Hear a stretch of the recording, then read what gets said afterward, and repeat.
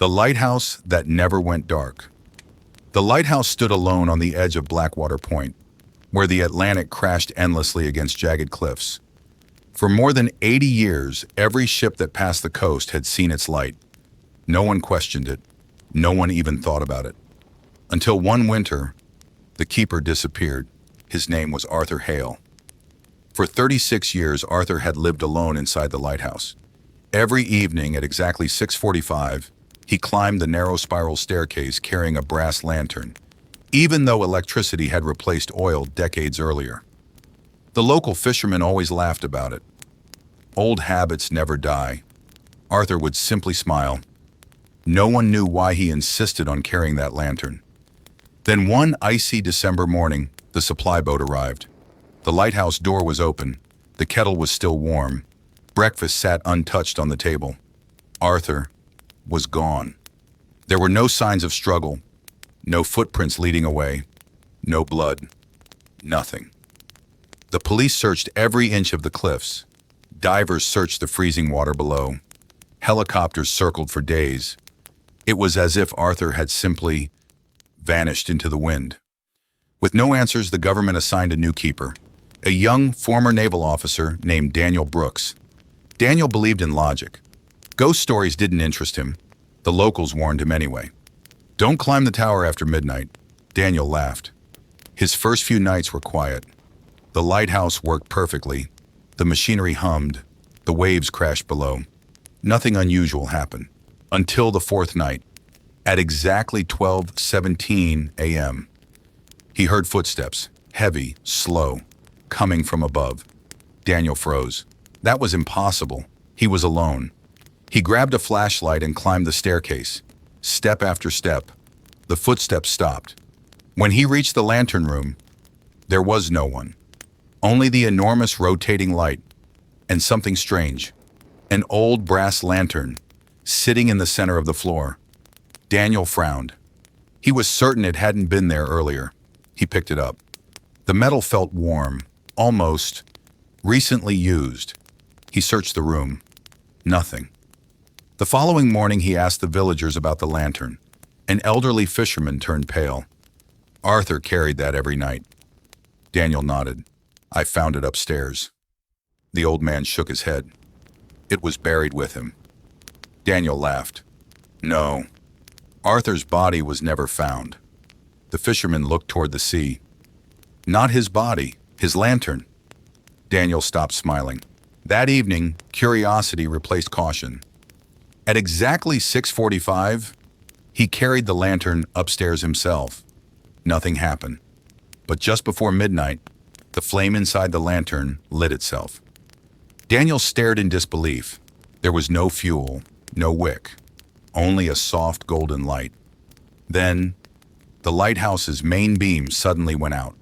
The entire coastline disappeared into darkness. Daniel rushed toward the controls. Everything was functioning normally, yet the giant lamp refused to shine. Outside, through the thick fog, he saw another light, far below, walking along the cliffs, one small lantern, moving slowly toward the sea. Daniel grabbed his coat and ran outside. The freezing wind nearly knocked him over. He followed the light across slippery rocks. Each time he got closer, the lantern drifted farther away, until it stopped, right at the edge of the cliff. Standing beside it was a man, wearing an old lighthouse keeper's coat. The figure slowly raised one hand and pointed toward the ocean, then vanished. At that exact second, Daniel heard a distant horn, deep, loud. A cargo ship, barely visible through the fog. It was heading directly toward hidden rocks. The lighthouse beam was still dead. Without thinking, Daniel lifted the brass lantern high above his head. Its tiny flame suddenly grew brighter, brighter, and brighter, until the entire cliff glowed gold. Out at sea, the ship changed course, only seconds before disaster. As suddenly as it began, the lantern's light faded. The lighthouse beam returned. Everything became silent. The next morning, the ship's captain arrived. He thanked Daniel. "If that light hadn't appeared, we would have crashed." Daniel tried to explain, but stopped. Who would believe him? Weeks passed. Nothing unusual happened. Then one afternoon, an engineer inspected the lighthouse. He discovered something shocking. The electrical system had completely failed the previous night. According to every instrument, the lighthouse should have been dark for nearly 20 minutes. Yet dozens of sailors reported seeing a brilliant golden light. No one could explain it. Daniel stayed for another 12 years. Every evening, at exactly 6:45, he carried the old brass lantern to the top. Not because he believed in ghosts, because some traditions exist for reasons history forgets. Years later, after Daniel retired, another keeper took over. On his very first day, Daniel handed him the lantern. The young man laughed. "I don't need this," Daniel smiled. "I know." He paused. "But take it anyway." The new keeper left the lantern downstairs. That night, a violent storm rolled across the coast. Lightning struck the lighthouse. The power failed. The main beacon went dark. For the first time in nearly a century, there was no light. The next morning, wreckage washed ashore. The investigation blamed the storm. The newspapers blamed old equipment. The villagers blamed something else. A week later, the brass lantern was found, standing alone at the top of the lighthouse staircase. No one admitted carrying it there. To this day, every keeper at Blackwater Point follows the same strange ritual. At exactly 6:45 every evening, they climb the spiral staircase, holding an old brass lantern. Not because anyone ordered them to, not because they expect magic, but because, on nights when the sea disappears beneath thick fog, some sailors still claim they see two lights, one turning high above the lighthouse, and another walking slowly along the cliffs below, waiting, watching, guiding strangers safely home. The end. The last 13 minutes of the first man on the moon. The world remembers the first step. Millions watched as Neil Armstrong descended the ladder of the lunar module and spoke the words that would echo through history. That's one small step for man, one giant leap for mankind. But almost no one remembers the last 13 minutes, not because they were forgotten, because according to one classified story, they were never meant to be heard. Officially, Apollo 11 spent over 2 hours on the lunar surface. The mission was flawless. The astronauts collected samples, planted the American flag, performed experiments, and returned safely to Earth. That is the story every history book tells. But decades later, a retired communications engineer made a strange claim. He insisted that during the final 13 minutes before liftoff, Mission Control lost more than just a radio signal. He claimed they lost contact with reality. According to him, the public broadcast suddenly switched to a backup recording. Meanwhile, inside the secure communications room, a different transmission filled the speakers. It began with silence. Then came Armstrong's breathing. Slow, calm, measured. Then his voice. "Houston." A pause. "I don't think we're alone." The room froze. Controllers checked every monitor. No unexpected spacecraft. No unusual radar returns. Nothing. "Neil," Mission Control replied. "Repeat your last transmission." Several seconds passed. Then Armstrong answered. "They're standing on the ridge." No one understood what he meant. Buzz Aldrin reported nothing unusual. His biomedical data remained perfectly normal. Mission Control assumed Armstrong had mistaken distant rocks for shadows. But then, Armstrong spoke again. "They're watching us." The communications room fell silent. Every engineer stared at the waveform monitors. The signal remained perfectly clear. No interference, no static. Just Armstrong's voice, growing quieter. "They don't move. They don't speak. They're just waiting." Mission Control ordered both astronauts back to the lunar module immediately. The public never heard that order. Outside, television viewers continued watching pre-recorded footage. Inside the secure room, tension spread with every passing second. Aldrin finally broke his silence. "Neil, what are you looking at?" Several long seconds passed. Then Armstrong answered with a sentence no transcript has ever officially contained. "They've been here longer than we have." Heart rates rose. Controllers demanded visual confirmation. The camera pointed toward the ridge. Nothing appeared except gray dust and scattered rocks. Yet Armstrong continued describing figures standing perfectly still against the horizon, not approaching, not retreating, simply observing. Then something unexpected happened. Every instrument aboard the lunar module briefly lost synchronization.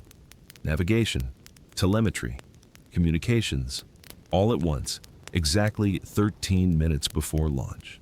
Lights flickered, data streams froze, even the atomic mission timer skipped forward by nearly 4 seconds.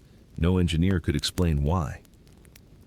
When communications returned, Armstrong sounded different, not frightened, not excited, almost peaceful. "They're leaving now." Mission Control immediately asked what had changed. Armstrong replied softly, "I think we stayed longer than we were supposed to." No one knew how to respond. The launch countdown continued. Fuel margins allowed no delay. The ascent engine ignited exactly on schedule. As Apollo 11 rose from the lunar surface, Armstrong looked one final time through the small triangular window. His final private transmission lasted only 6 words. "They're still standing there." Then, silence. Years passed. Apollo missions continued. No astronaut ever publicly described anything similar. Armstrong rarely discussed the moon. Whenever interviewers asked what surprised him most, he simply smiled. The silence. Some believed he meant the vacuum of space. Others thought he meant something deeper. When Armstrong passed away in 2012, thousands remembered him as the first man to walk on another world. Few noticed one sentence buried in an old interview. When asked whether humanity should return to the moon, he answered, "One day. But next time, we should stay long enough to understand what we're looking at." Most readers assumed he meant science, geology, exploration, but a handful of retired engineers, those who claimed to have worked inside the secure communications room, always exchanged the same quiet glance whenever those words were mentioned. Because according to their story, history remembers the first step, but somewhere inside a forgotten recording, the last 13 minutes remain unanswered. And if that recording truly exists, perhaps the greatest mystery of Apollo 11 was never how humanity reached the moon, but what might have been waiting there. The end. How one medicine terrified an entire nation. The chilling story of the 1982 Tylenol murders. On an ordinary morning in late September 1982, millions of Americans began their day exactly as they always had. Parents packed lunches, office workers rushed to catch trains, doctors opened their clinics, and somewhere inside countless medicine cabinets sat a small white bottle of extra-strength Tylenol. It was trusted. It was recommended by doctors. It was one of the best-selling pain relievers in the United States. No one imagined that within a matter of hours, that same bottle would become a symbol of fear, a fear so powerful it would change the pharmaceutical industry forever. It began in the suburbs of Chicago. 12-year-old Mary Kellerman woke up with what seemed like a common cold. Nothing unusual. Her parents did what millions of parents would have done. They gave her one extra-strength Tylenol capsule. Within minutes, Mary collapsed. She was rushed to the hospital. Doctors tried desperately to save her, but they couldn't. She died that morning. At first, no one suspected the medicine. Children become sick. Tragedies happen. It seemed like a heartbreaking coincidence, but it wasn't. Only hours later, 27-year-old postal worker Adam Janus returned home after work with a mild headache. He reached for the same medicine. He swallowed 2 capsules. Moments later, he fell to the floor. His family called an ambulance. Doctors were powerless. Adam died before they could understand what had happened. His grieving relatives gathered at the family home, trying to comfort one another, trying to make sense of an unimaginable loss. Someone suggested taking Tylenol for the stress and headache. Adam's brother Stanley took 2 capsules. His wife, Teresa, took some as well. Before long, both collapsed. Within hours, 3 members of the same family were dead. Doctors were stunned. 3 sudden deaths in one family made no medical sense. Something connected them. Investigators began asking questions. What had they eaten? Where had they been? Did they have any allergies? The only common factor was Tylenol. At first, the idea seemed impossible. How could one of America's most trusted medicines be responsible? The Cook County Medical Examiner ordered laboratory testing. The results shocked everyone. Every capsule contained an enormous amount of potassium cyanide, a poison so deadly that even a tiny amount can stop the body's ability to use oxygen. The victims had never stood a chance. The warning spread across Chicago with incredible speed. Police officers drove through neighborhoods using loudspeakers. Television stations interrupted regular programming. Radio hosts pleaded with listeners. Do not take Tylenol. Panic erupted. Families rushed into kitchens and bathrooms. Medicine cabinets were emptied onto tables. Parents threw away bottles they had trusted for years. Hospitals filled with frightened patients.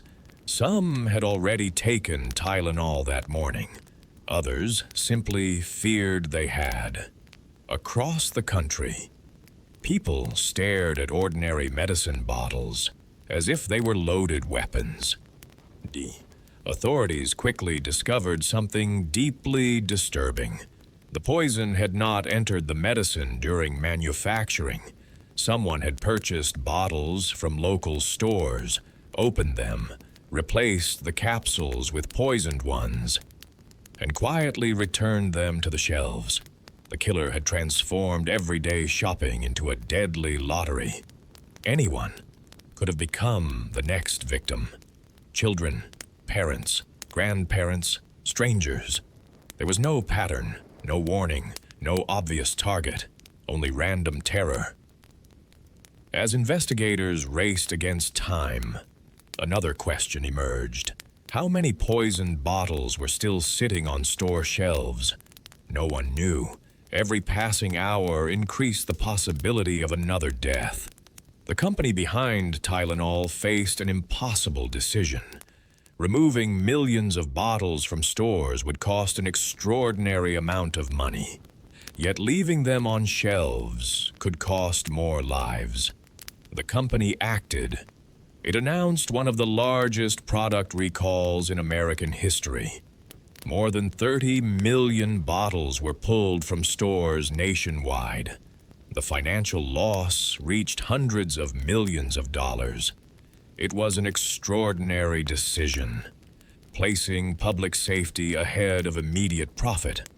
Many business experts predicted the brand would never recover. They were wrong, because the company chose transparency over denial. Instead of minimizing the crisis, it communicated openly with the public. It cooperated with investigators, and it promised something unprecedented. Medicine packaging would never be the same again. Before 1982, many medicine bottles could be opened, modified, and placed back on store shelves with little evidence. After the Tylenol murders, that changed forever.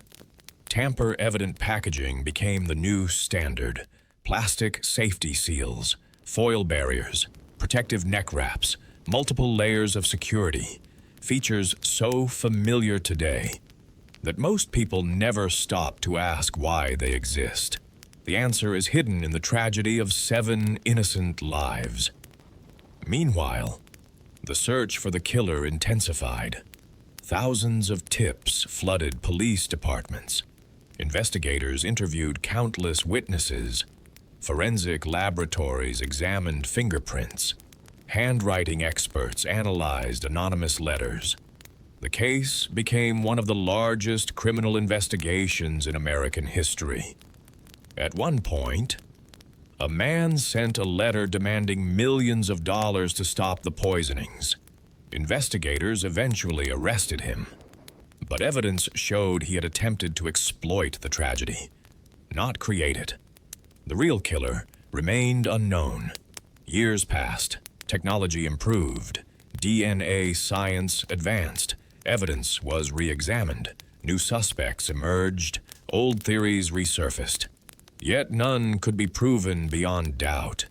Even today, the identity of the person who placed cyanide inside those capsules remains officially unsolved. Perhaps that uncertainty is what makes this story so haunting. Most crimes have motives: revenge, money, jealousy, power. But the Tylenol murders appeared almost completely random. There were no personal connections between the victims, no warning, no demands before the deaths, only ordinary people living ordinary lives until a trusted bottle of medicine crossed their path.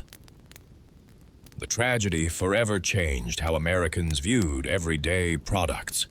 For the first time, millions realized that danger could arrive not through dramatic violence, but through something as ordinary as opening a medicine bottle.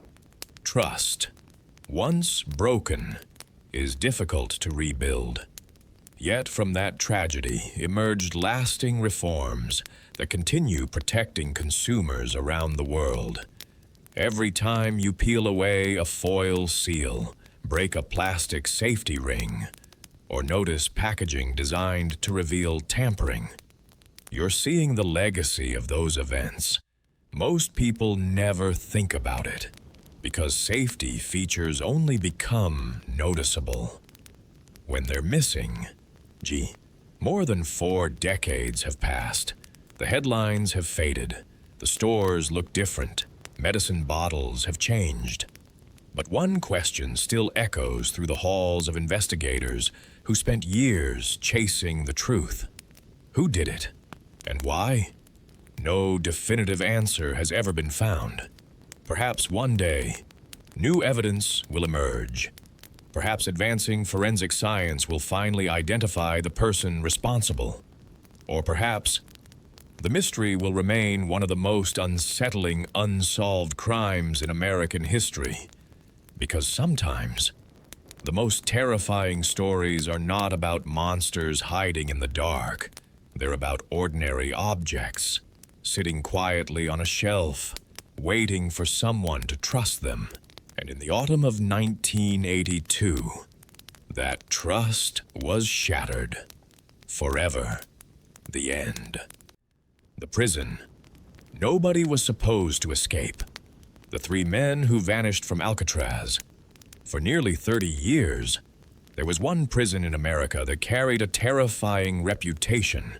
A place surrounded not by walls, but by freezing water. A prison so isolated that even the most dangerous criminals believed escape was impossible. Its name was Alcatraz, located on a lonely island in the middle of San Francisco Bay. Alcatraz wasn't designed to rehabilitate prisoners. It was designed to break their hope. The currents surrounding the island were powerful. The water was dangerously cold. Even strong swimmers rarely survived long. The nearest shoreline looked close, but appearances were deceiving. Prison officials often joked, "If you leave Alcatraz without permission, you'll only make it as far as the sharks."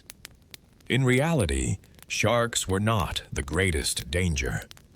The freezing water and relentless currents were. For decades, the prison lived up to its reputation. No successful escape had ever been confirmed.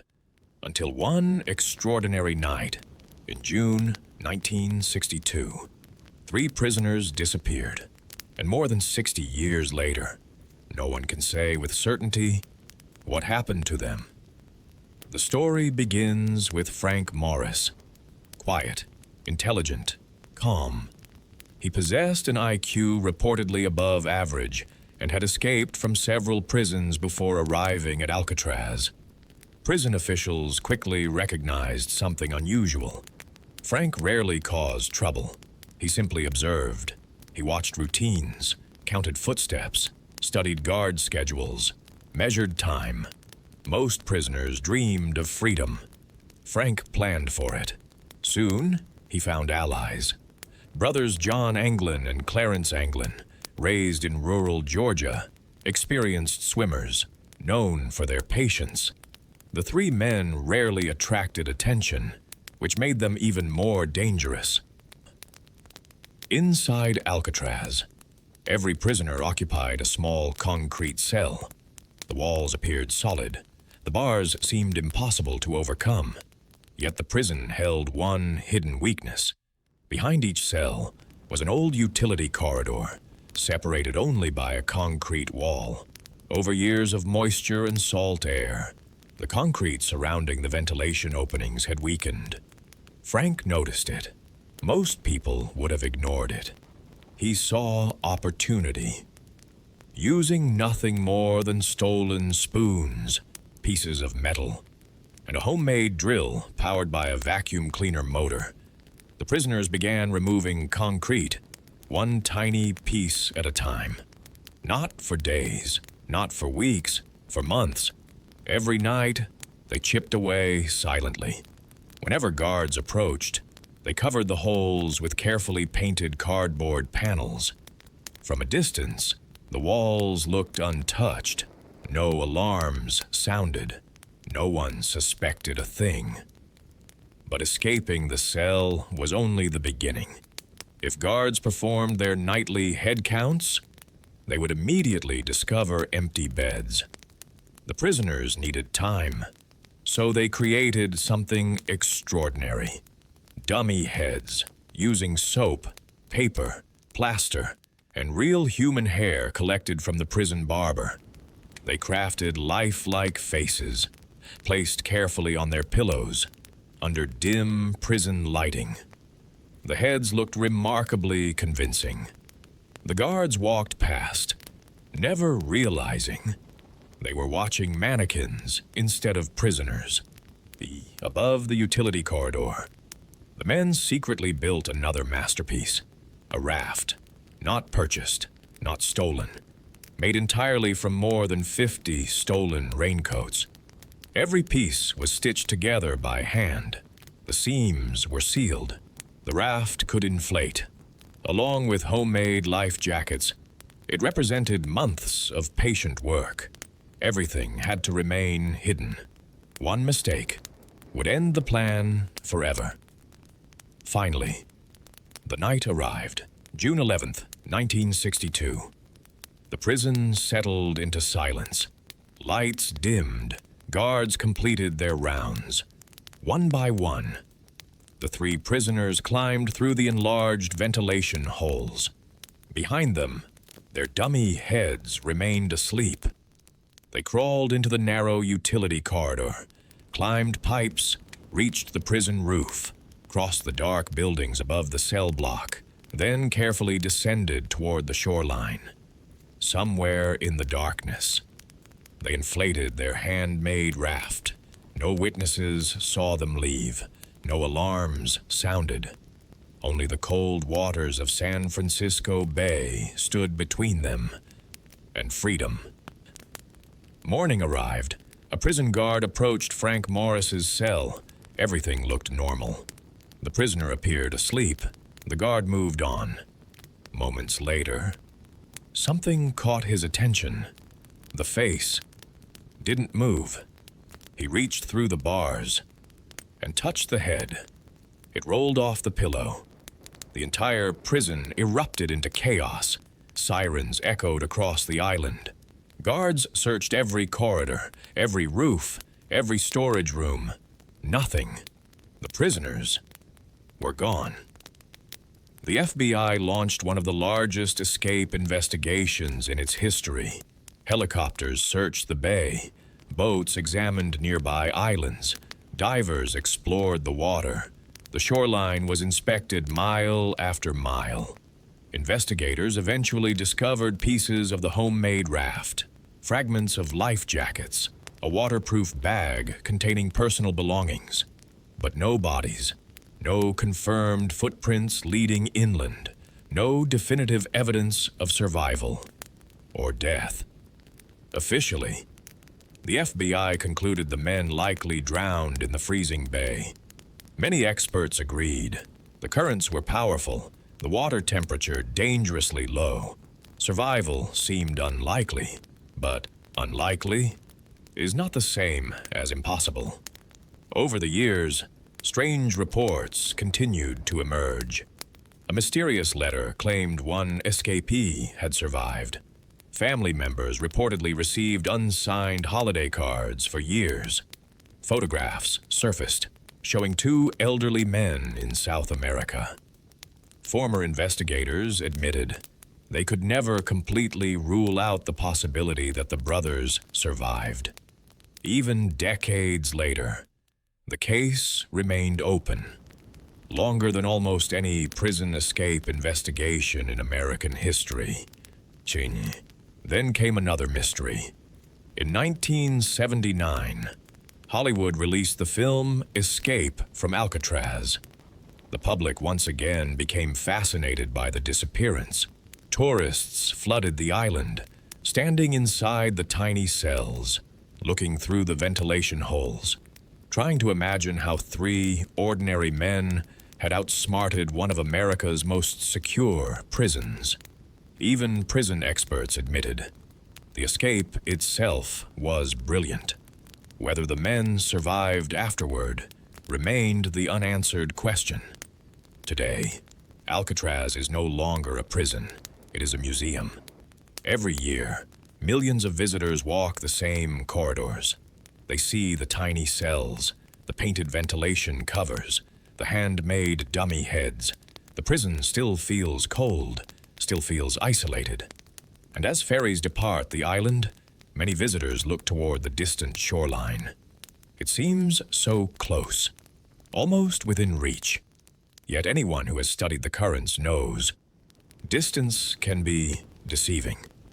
So, what really happened on that dark June night? Did Frank Morris, John Anglin, and Clarence Anglin beat impossible odds and disappear into new lives? Or did the icy waters quietly claim them before sunrise? No one knows. No bodies were ever conclusively recovered. No undeniable proof of survival has ever emerged. Only questions. Perhaps that's why this escape continues to fascinate the world. Because history usually gives us endings. This one never did. 3 prisoners entered the most secure prison in America. One night, they vanished. And more than 60 years later, the greatest prison escape mystery in American history remains exactly that. A mystery. The end. 44 minutes of chaos. The day an entire city stood still. The North Hollywood shootout. It was just another Friday morning, February 28, 1997. Rush hour traffic filled the streets of Los Angeles. Parents were dropping their children off at school. Store owners were unlocking their doors. Office workers hurried toward another ordinary workday. Nothing suggested that within the next hour, an entire neighborhood would become the scene of one of the most extraordinary police confrontations in American history. At approximately 9:17 a.m., 2 heavily armed men walked toward a branch of Bank of America in North Hollywood.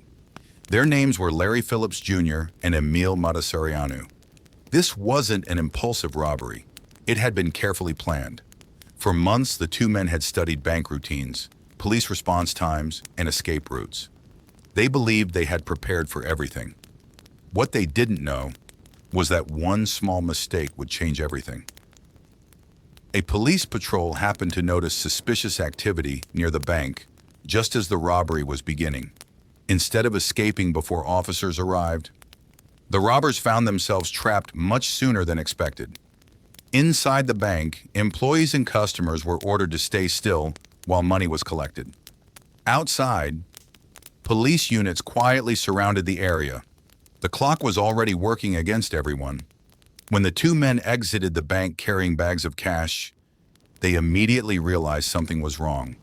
Police cars were waiting. What happened next shocked everyone. Instead of surrendering, they opened fire. Within seconds, the quiet streets of North Hollywood transformed into a battlefield. Officers quickly discovered they were facing something they had almost never encountered before. The suspects wore extensive homemade body armor that covered much of their bodies. Many of the officers at the scene carried standard service pistols and shotguns. Those weapons were designed for everyday police work, not for confronting heavily armored suspects in open streets. Despite being outmatched in equipment, the officers focused on protecting civilians. Pedestrians were rushed behind buildings. Drivers abandoned their cars and searched for cover. Businesses locked their doors. Schools initiated emergency procedures. Helicopters filled the sky. Television stations interrupted regular programming. Millions of Americans suddenly watched live images from North Hollywood. The entire city seemed to stop. For nearly 3/4 of an hour, the situation remained unpredictable. The suspects moved through the streets while officers worked to contain them. Police coordinated roadblocks. Medical teams waited for opportunities to reach anyone in danger. Residents hid inside homes, listening to the sounds echoing outside. Many later said it felt impossible to believe such an event was unfolding in broad daylight. This wasn't a movie, it was real. One of the greatest challenges facing law enforcement was equipment. Their patrol vehicles offered limited protection. Many officers lacked rifles capable of matching the distance and accuracy needed in such an unusual situation. Recognizing the problem, several officers made an extraordinary decision. They entered a nearby firearms store and obtained more powerful rifles, with the store owner's cooperation, so they could better protect themselves and the public. It was an unprecedented moment, one born entirely out of necessity. Those additional weapons helped officers establish safer positions and gradually regain control of the situation. As the confrontation continued, coordination became the key to survival. Police helicopters tracked movement from above. Dispatchers constantly updated officers on suspect locations. Emergency medical personnel remained ready despite the danger. Every decision had to balance two priorities: protect the public, end the threat. Fortunately, despite the scale of the confrontation, many civilians escaped without serious physical injury because officers continuously focused on moving people out of harm's way whenever possible. Eventually, the two suspects became separated. Without revealing every tactical detail, officers were able to contain each individual as the situation unfolded. By the end of the confrontation, both suspects were dead. The immediate danger was over, but the questions had only begun. How could two individuals challenge an entire police force for 44 minutes? Why were responding officers placed at such a disadvantage? Could something like this happen again? Investigators spent months answering those questions. They concluded that the robbery had been planned extensively. The suspects had modified equipment, gathered weapons, and prepared for a confrontation if things went wrong. Yet even with careful planning, their escape failed almost immediately because police happened to arrive earlier than expected. That single moment changed everything. The aftermath reached far beyond Los Angeles. Police departments across the United States carefully studied the incident. Many agencies concluded that patrol officers needed better access to equipment capable of responding to extraordinary threats. Training programs were updated, communication procedures improved, emergency response planning evolved. In many departments, patrol vehicles eventually began carrying rifles that officers could access during rare but high-risk incidents. The event also accelerated conversations about tactical medical response, interagency coordination, and public safety during active emergencies. The lessons learned in North Hollywood influenced policing for decades afterward. For the people who lived nearby, the memories remained vivid. Some remembered hiding beneath desks. Others remembered abandoning their cars in the middle of the street.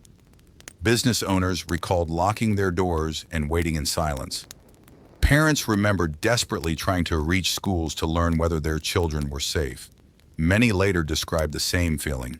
Time seemed to stop. 44 minutes felt like an entire day. Today, the streets of North Hollywood look ordinary once again. Cars pass through the intersections. Families walk along the sidewalks. Most people driving by have no idea that these same streets once became the center of one of the most remarkable law enforcement incidents in American history. There are no obvious signs of what happened, no dramatic reminders, only history. The North Hollywood shootout was more than a failed bank robbery. It became a turning point. It exposed weaknesses no one had fully anticipated. It forced difficult conversations about preparedness, and it reshaped how many police departments approached rare but extreme emergencies. Its legacy wasn't simply the 44 minutes themselves. It was everything that changed afterward. Sometimes, history isn't defined by how long an event lasts. Sometimes, 44 minutes are enough to transform an entire system. And on one ordinary Friday morning in 1997, an ordinary neighborhood became part of history, not because anyone expected it, but because, for 44 unforgettable minutes, an entire city stood still. The end. 155 lives, one river, and an impossible landing. The miracle on the Hudson.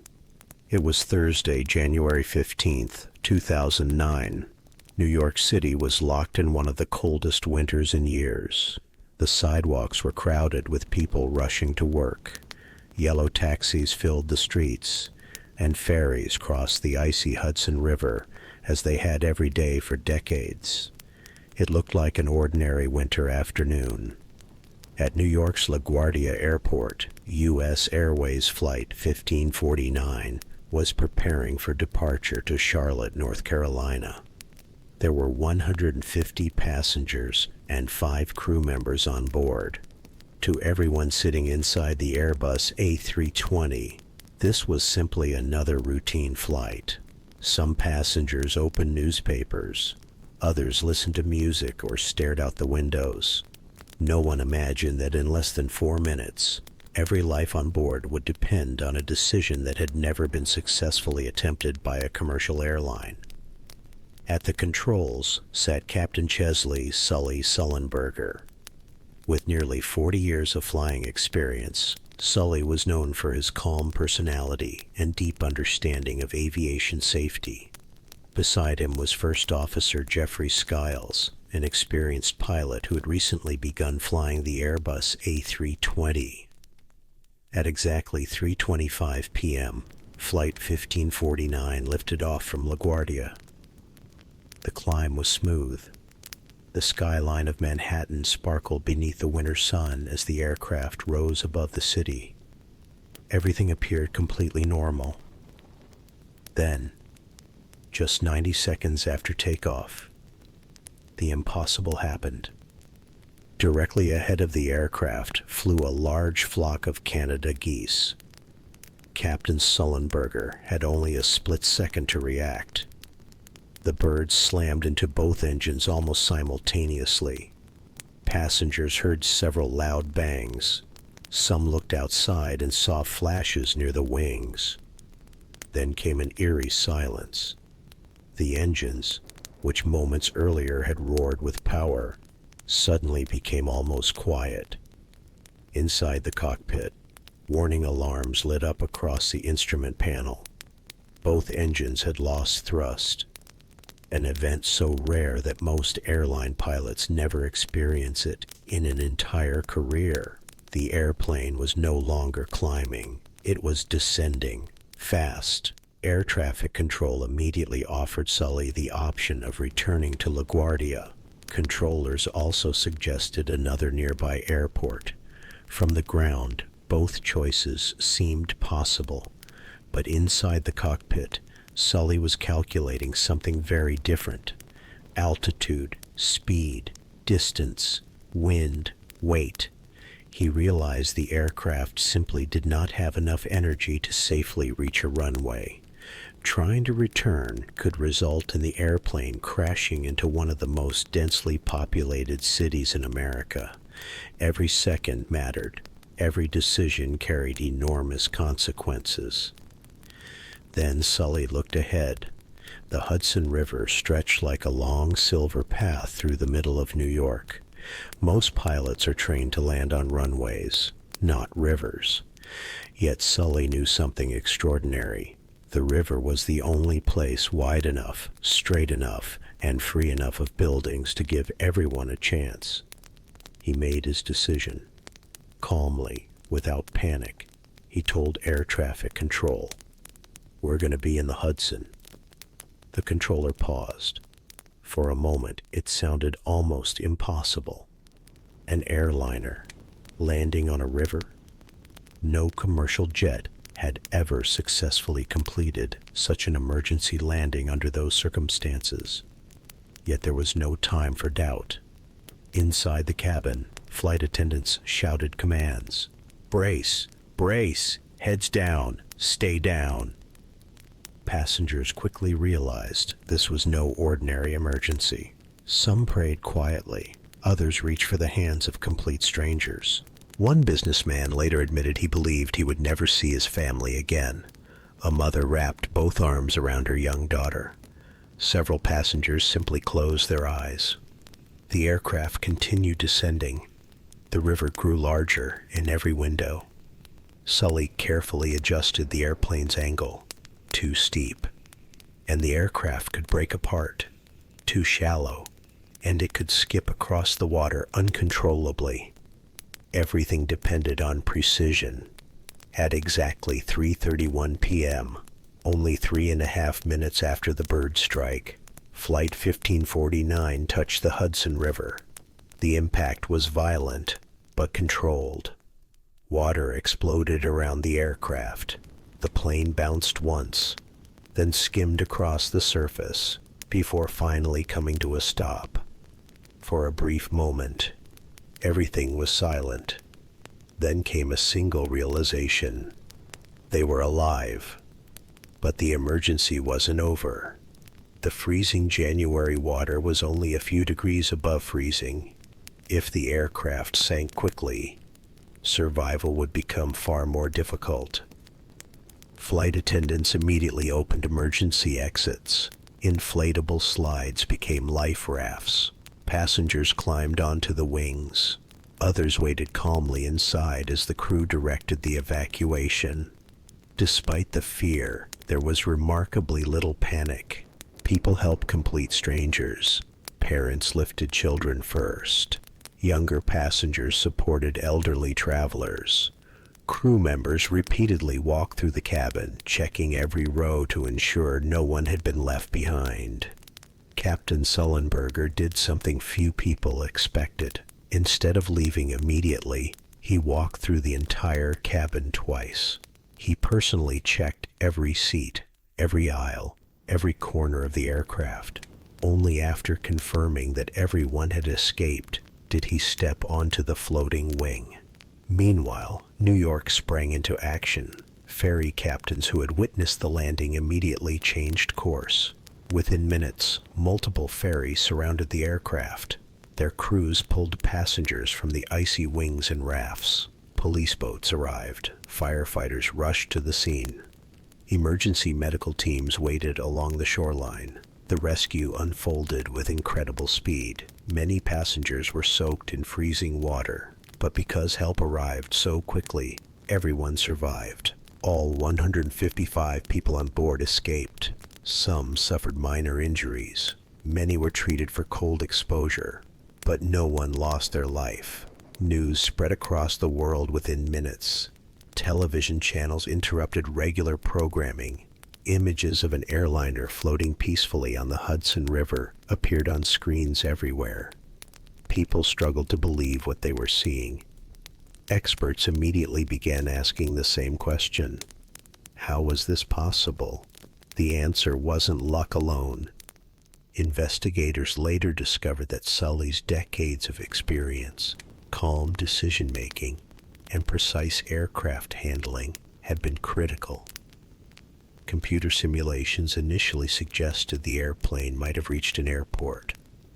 But when investigators repeated those simulations while adding realistic human reaction time, every attempt ended in disaster. The conclusion became clear. Landing in the Hudson had been the safest possible decision. Captain Sullenberger became an international hero. Yet whenever reporters praised him, he always redirected the credit. He thanked First Officer Jeffrey Skiles. He praised the flight attendants. He recognized the ferry crews, first responders, air traffic controllers, and every passenger who remained calm. He insisted that the miracle belonged to everyone. Today, Flight 1549 remains one of aviation's greatest survival stories. The aircraft itself was recovered from the Hudson and now rests inside a museum, serving as a reminder of what happened that cold January afternoon. Pilots around the world continue studying the event, not because it was impossible, but because it demonstrated what preparation, teamwork, and calm decision-making can achieve under unimaginable pressure. Sometimes history isn't written by extraordinary machines. Sometimes it is written by ordinary people making extraordinary decisions. On January 15, 2009, 155 people boarded what they believed would be an ordinary flight. Instead, they became part of one of the greatest stories of courage, professionalism, and survival ever told. A story the world would forever remember as the miracle on the Hudson, the day a nuclear disaster almost happened. The 3 Mile Island incident. It was early morning, March 28, 1979. Most of America was still asleep. The small communities surrounding 3 Mile Island in Pennsylvania were quiet. Families prepared for another ordinary Wednesday. Children would soon head to school. Factory workers would begin their shifts, and thousands of people would drive past the nearby nuclear power station without giving it a second thought. For years, the massive cooling towers had become part of the landscape. People trusted them. The plant supplied electricity to hundreds of thousands of homes. To most residents, it was simply another power station. Safe, reliable, routine. But at exactly 4:00 a.m., deep inside Reactor Unit 2, something unexpected happened. It began with a minor malfunction. One of the systems responsible for supplying water to the steam generators suddenly stopped working. On its own, that wasn't supposed to become a disaster. Nuclear plants were designed with multiple backup systems. If one failed, another would automatically take over. And that's exactly what happened. The reactor immediately shut itself down. Emergency systems activated. From the outside, everything appeared to be working exactly as engineers had intended. But hidden behind the control panels, another problem had already begun. A pressure relief valve automatically opened to reduce pressure inside the reactor. Again, this was normal. The problem wasn't that the valve opened. The problem was that it never closed. The valve became stuck open. Cooling water slowly escaped from the reactor. Inside the control room, however, operators believed the valve had already shut. Why? Because one small indicator light suggested the command to close the valve had been sent. It did not confirm that the valve itself had actually closed. That tiny difference would become one of the most important lessons in engineering history. The operators couldn't see the escaping coolant. They couldn't hear it. They only saw confusing instrument readings. As water continued leaving the system, automatic emergency pumps began replacing the lost coolant.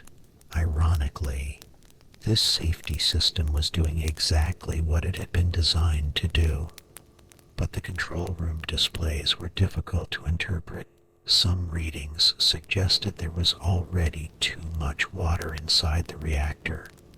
Concerned that excessive water might create another problem, operators reduced the emergency cooling flow. They believed they were protecting the reactor. In reality, the reactor needed every drop of cooling water it could get. Minute by minute, the water level dropped. Fuel inside the reactor became hotter. Temperatures climbed higher. No one inside the control room yet realized how serious the situation had become. Outside the plant, the sun began to rise. People drove to work. Children waited for school buses. Life continued normally. Almost no one knew that one of America's most advanced nuclear facilities was facing its greatest emergency. Inside the control room, alarms rang almost continuously. Hundreds of warning lights flashed across large instrument panels.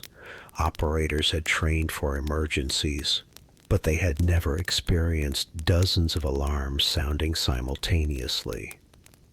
Finding the truly important information became increasingly difficult. Imagine trying to solve a puzzle while hundreds of warning messages compete for your attention. That was the reality inside the control room. As hours passed, reactor temperatures continued rising. Eventually, portions of the nuclear fuel became uncovered. Some of the fuel overheated. Part of the reactor core suffered damage. Hydrogen gas formed inside the reactor vessel. Then came another frightening discovery. A hydrogen bubble had developed inside the reactor. Scientists immediately began debating one terrifying possibility. Could the bubble explode? If it did, what would happen?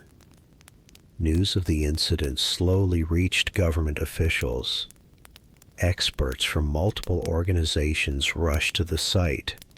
Engineers worked around the clock, trying to understand conditions inside the reactor. Every new measurement raised new questions. Conflicting reports reached the media. Residents became anxious. Rumors spread faster than facts. Some believed the reactor might explode like a nuclear bomb. Others feared massive radioactive clouds were already moving across Pennsylvania. Neither claim reflected reality, but uncertainty created fear.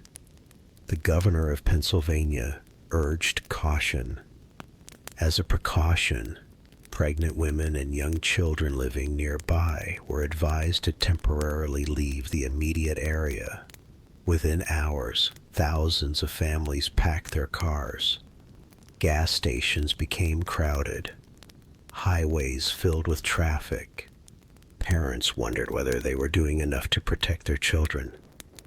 Meanwhile, inside the plant, workers continued fighting an invisible enemy. Unlike smoke or fire, radiation cannot be seen. It cannot be smelled. It cannot be heard. The engineers had only instruments, calculations, and experience to guide them. Slowly, they began restoring cooling to the reactor. Hour after hour, temperatures started falling. The hydrogen bubble, once feared to be unstable, was carefully evaluated. Experts eventually concluded that the immediate explosion risk was much lower than initially feared. The crisis slowly came under control. But the damage had already been done. Roughly half of the reactor core had melted. Fortunately, the thick steel reactor vessel and the massive concrete containment building performed exactly as they had been designed to do. They prevented a far more serious release of radioactive material. The accident never became the catastrophic explosion many people feared. Even so, public confidence in nuclear energy changed almost overnight. Television viewers across America watched constant news coverage. For the first time, millions realized that even highly advanced technology could fail when equipment problems combined with confusing information and human decision-making. Investigations lasted for years. The findings transformed the nuclear industry.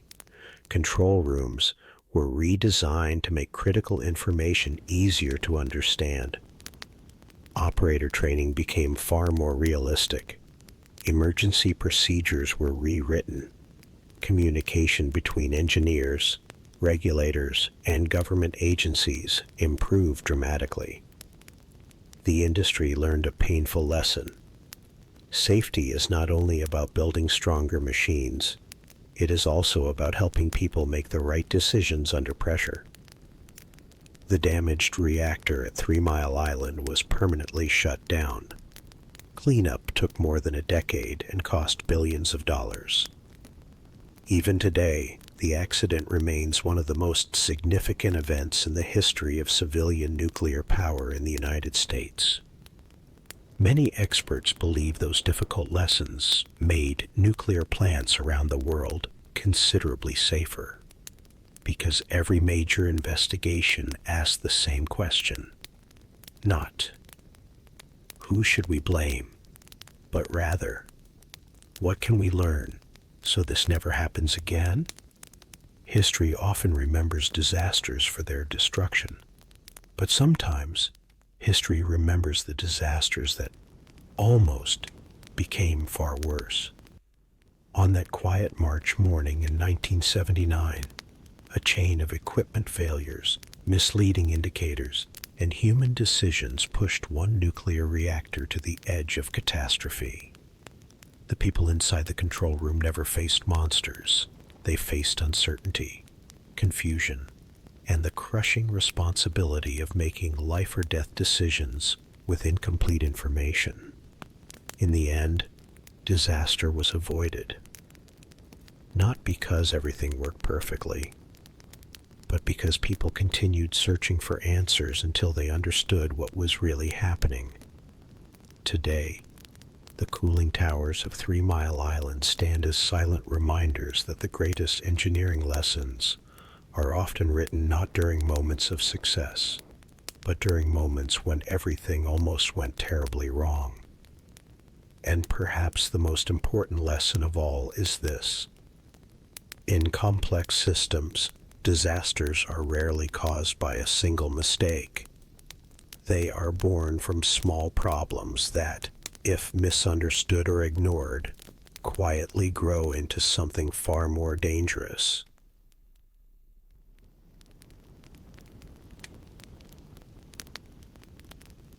The end.